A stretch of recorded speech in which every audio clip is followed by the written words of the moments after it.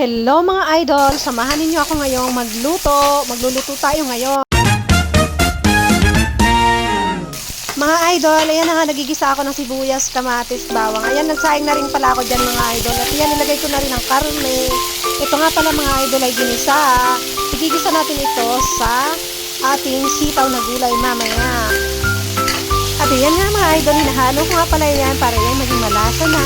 Ito nga pala, hindi ko na-video kanina nang pag-slice ko niyan. At nariyan ang ating sitaw. Ayan, nagtututili pa ang ating camera. Ayan mga idol ang ating Ricardo. Ayan ang gulay. Ayan na, tara, let's get it on. Simulan na natin para matapos na. Sa padaldalan nga ng mga idol, ay ako nga pala isa na riyan. At nga pala mga idol, hinahalo ko na yan para ako na may makatapos magluto. At ang aking sinahin nga pala mga idol, ay aking titingnan na rin. O, diba, luto na? Ayan, pagpatuloy nga pala natin ang pag-iisa nito at lagyan natin ito ng toyo.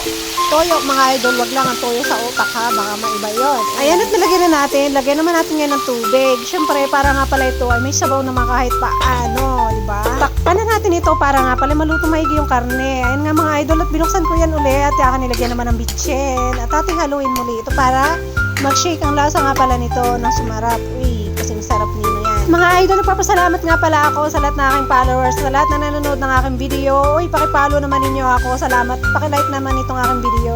Ayan, at na aking lagay na nga pala sitaw diyan. Ayan mga idol.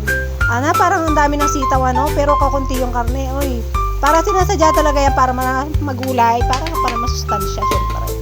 At mga idol, ating haluin ng konti ito para ito ay mag-shake dun sa Ay mga idol, yan nga pala, luto na ang kanin ko. Niluto kanina. Perfect, di ba mga idol? At saka yan na rin yung ating ginisang karne sa sitaw, mga idol. O, di ba? May kamatis nga pala yung mga idol.